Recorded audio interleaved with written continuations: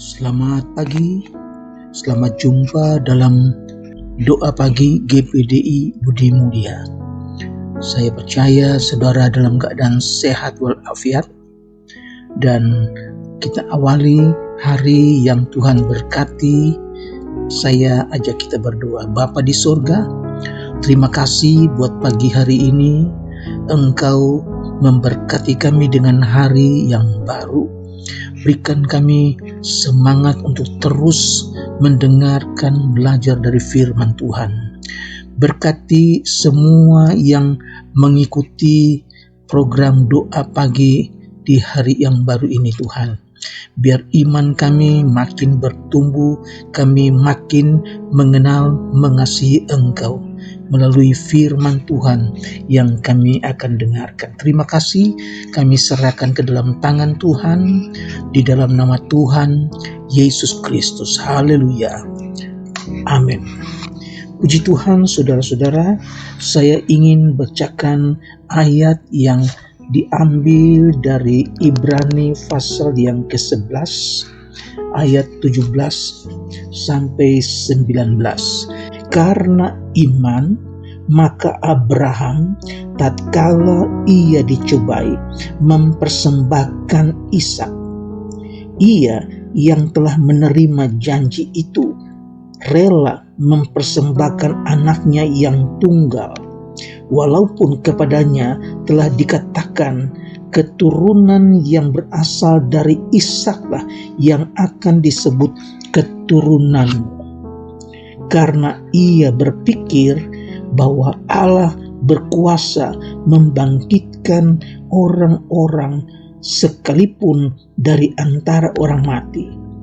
Dan dari sana ia seakan-akan telah menerimanya kembali. Kisah ini adalah kisah yang dicatat di dalam kitab Kejadian pasal yang ke-22. Saya bacakan secara cepat. Kepercayaan Abraham diuji. Setelah semuanya itu, Allah mencoba Abraham. Ia berfirman kepadanya, "Abraham." Lalu sahutnya, "Ya Tuhan." Firman-Nya, "Ambillah anakmu yang tunggal itu, yang engkau kasihi, yakni Ishak. Pergilah ke tanah Moria dan persembahkanlah dia di sana sebagai korban bakaran pada salah satu gunung yang akan kukatakan kepadamu." Keesokan paginya, pagi-pagi bangunlah Abraham. Ia memasang pelana keledainya dan memanggil 2 orang bujangnya beserta Ishak anaknya. Ia membelah juga kayu untuk korban bakaran itu. Lalu berangkatlah ia dan pergi ke tempat yang dikatakan Allah kepadanya. Ketika pada hari ketiga Abraham melayangkan pandangnya, kelihatanlah kepadanya tempat itu dari jauh. Kata Abraham kepada kedua bujangnya, "Tinggallah kamu di sini dengan keledai ini. Aku beserta anak ini akan pergi ke sana. Kami akan sembahyang. Sesudah itu kami kembali kepadamu." Saudara, kita lihat sifat Abraham yang begitu mengasihi Tuhan, begitu percaya Tuhan, dan takut kepada Tuhan. Ketika Allah beritahukan kepada Abraham, "Berikanlah anakmu, anak satu-satunya yang engkau kasihi, bawa dia dan korbankan dia untuk aku." Itu kata Tuhan. Nah, Abraham tidak mengeluh, Abraham tidak tawar-menawar, tetapi dia tidak menunda waktu. Pagi-pagi besoknya ia langsung persiapkan keledai, 2 orang bujangnya, dan anaknya Ishak. Mereka pergi sampai 3 hari perjalanan. Saudara, setelah tiba di tempat yang dituju, Abraham katakan kepada 2 bujangnya, "Kamu tunggu di sini. Aku dan anak ini akan pergi sembahyang. dan setelah itu kami akan kembali. Abram tidak katakan bahwa aku akan kembali. Dia tahu kalau Ishak dikorbankan berarti Ishak akan mati. Tetapi dia punya iman kalaupun Ishak itu mati, Allah berkuasa membangkitkan Ishak. Dan kalau Ishak dibangkitkan, dia akan kembali bersama-sama dengan Ishak. Ini adalah iman yang luar biasa dari Abram. Pantaslah, layaklah dia dikatakan bapa orang-orang beriman. Puji Tuhan, saudara. Ayat yang ke-11, tetapi berserulah malaikat Tuhan dari langit, katanya, Abraham. Sahutnya, ya Tuhan. Lalu ia berfirman, jangan bunuh anak itu dan jangan kau apa-apakan dia, sebab telah ku ketahui sekarang bahwa engkau takut akan Allah dan engkau tidak segan-segan untuk menyerahkan anakmu yang tunggal kepadaku. Lalu Abram menoleh dan melihat seekor domba jantan di belakangnya, yang tanduknya tersangkut dalam belukar. Abram mengambil domba itu lalu mengorbankannya sebagai korban bakaran pengganti anaknya. Haleluya, saudara. Allah berkuasa untuk melakukan segala perkara, saudara. Tetapi yang di sini Allah ingin melihat sampai di mana ketaatan Abraham, sampai di mana iman Abraham. Dan Abraham sudah melakukan itu sebagai suatu ketaatan.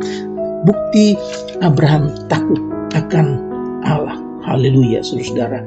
Dalam Injil Yohanes pasal yang kelima ayat 21, sebab sama seperti Bapa membangkitkan orang-orang mati dan menghidupkannya, demikian juga Anak menghidupkan barang siapa yang dikehendakinya. Di zaman Abraham belum terjadi kebangkitan, saudara. Tetapi Abraham dengan iman, dia percaya kalaupun apa yang dia lakukan atas anaknya Ishak, dan kalau Ishak mati, Allah akan membangkitkan Ishak, saudara.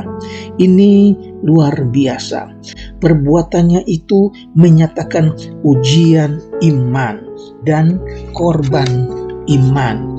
Nah, ujian itu membuktikan imannya dan korban itu melambangkan kematian dan kebangkitan Kristus. Ujian itu jauh lebih besar daripada segala ujian yang mendahuluinya. Abram tahu benar apa akibatnya kalau Ishak dikorbankan, yakni perjanjian Allah tidak digenapi. Kita heran bahwa Tuhan berfirman kepada Abraham seolah-olah hendak membinasakan Ishak yang menjadi jalan yang sudah dijanjikan Allah agar perjanjiannya digenapi. Meskipun demikian, Abraham tanpa ragu, tanpa ada ragu-ragu, taat kepada perintah Tuhan. Dan Abram yakin bahwa Allah dapat membangkitkan Ishak dari kematiannya. Biarpun Allah menghalangi Abram untuk mengorbankan Ishak, sebenarnya dalam hati Abraham perbuatan itu sudah terjadi.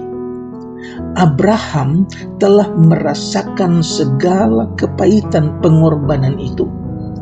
Istilah mempersembahkan Ishak di ayat 17 berarti telah mempersembahkan Ishak. Seolah-olah ia telah disembelih. Persembahan itu telah sempurna, saudara-saudara.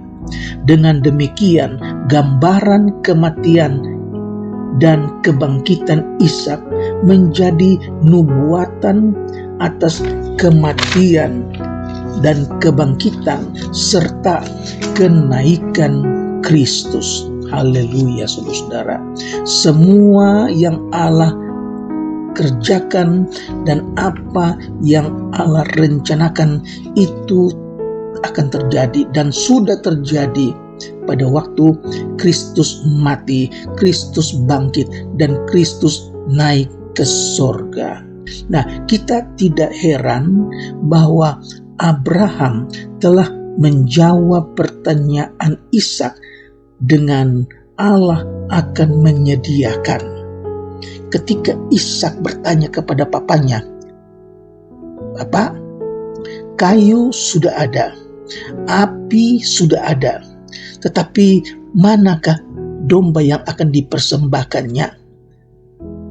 Orang tua siapa yang tidak hancur hati kalau anaknya yang akan dia korbankan itu bertanya demikian. Tetapi Abraham dengan iman, dengan kesungguhan hati dia menjawab bahwa Allah akan menyediakan. Saudara, dengan perkataan lain, dia tidak ragu-ragu. Kalaupun anaknya ini mati, tetapi Allah akan menyediakan pengganti korban, saudara-saudara. Dan benar, ketika dia mengangkat pisau, suara dari langit, malaikat katakan, "Abraham, aku tahu engkau takut akan aku. Lihat ke belakang, ada domba yang sudah disediakan bagimu." Dan Abraham menoleh ke belakang, dia lihat betul ada seekor domba yang tanduknya tersangkut di semak belukar. Dan Allah kemudian membuka tali yang mengikat anaknya Ishak. Dan herannya Ishak tidak berontak. Herannya Ishak tidak berteriak, tidak mau melarikan diri. Saudara, Yesus waktu disalib, dia tidak berteriak, dia tidak marah, dia tidak berontak. Dia tunduk kepada perintah Bapa. Dia katakan, "Sudah selesai." Saudara, luar biasa saudara-saudara. Dengan demikian kita tahu bahwa Tuhan memenuhi tiap-tiap keperluan kita. Tentang Abraham dikatakan bahwa ia tidak segan untuk menyerahkan anaknya yang tunggal. Dan Allah sendiri juga rela menyerahkan anaknya yang tunggal itu, Yesus Kristus. Kematian anak tunggal Allah bukan hanya gambaran, melainkan terjadi dengan sesungguhnya. Tidak ada yang menggantikan Kristus di atas kayu salib. Justru dia menggantikan kita orang-orang berdosa. Karena iman yang besar yang ada pada Abraham, boleh dikatakan bahwa ia telah menerima kembali Ishak dari antara orang mati. Puji Tuhan, sebagaimana Abraham taat kepada perintah Allah, kita belajar apa yang Abraham miliki, belajar beriman, takut akan Tuhan, taat kepada perintah Tuhan, meskipun secara daging itu rasanya berat, itu rasanya tidak enak, tetapi karena Allah yang perintahkan, Allah yang minta, kita lakukan saja. Semuanya ada di dalam rencana Allah. Rencana Allah ada rencana yang benar, saudara-saudara. Hari depan yang penuh harapan. Puji Tuhan, Tuhan memberkati saudara, dan kiranya kisah Abraham dapat kita pelajari dalam kehidupan kita sehari-hari. Apa yang tidak mungkin bagi manusia, itu mungkin bagi Allah. Yang kita anggap tidak masuk di akal, tapi itu Allah dapat kerjakan. Tuhan Yesus memberkati. Mari kita berdoa. Bapa di sorga, kami datang kepadamu Tuhan. Kami mengucap syukur buat firman yang sudah kami dengar. Apa yang kami bacakan dari firman Tuhan menguatkan kami. Kami belajar beriman sebagaimana Abraham taat, Abraham tunduk, dan Abraham lakukan semua perintah-Mu Tuhan Yesus. Dan biar kami pun mempunyai iman yang bertumbuh, taat kepada firman Tuhan, lakukan apa yang Tuhan mau dari kami. Hidup kami tidak lama di dunia ini, tapi rencana Tuhan itu rencana yang kekal sampai selama-lamanya. Kami berdoa Tuhan buat umat Tuhan, mereka yang dalam keadaan kekurangan, Tuhan cukupkan keperluan mereka, berikan kesehatan, berikan kekuatan, mampukan mereka dengan iman yang bertumbuh untuk tetap setia kepadamu Tuhan. Hamba-Mu berdoa buat mereka yang sakit, yang dirawat di rumah sakit, yang beristirahat di rumah. Tuhan sembuhkan di dalam nama Yesus. Terima kasih Tuhan Yesus, kami percaya Engkau mempunyai rencana yang indah bagi kami. Mereka yang belum bekerja, yang sedang mencari pekerjaan, mereka yang di PHK, Tuhan berkati, berkemurahan, buka jalan sehingga mereka dapat memiliki pekerjaan, tambah rezeki dalam rumah tangga, anak-anak sekolah. Tuhan berkati, cukupkan keperluan mereka. Terima kasih Tuhan Yesus, kami serahkan hidup kami ke dalam tangan Tuhan, dan kami percaya di dalam Tuhan ada sukacita, di dalam Tuhan ada kemenangan. Terpujilah namamu Yesus. Di dalam nama Tuhan Yesus Kristus kami berdoa. Haleluya. Amin.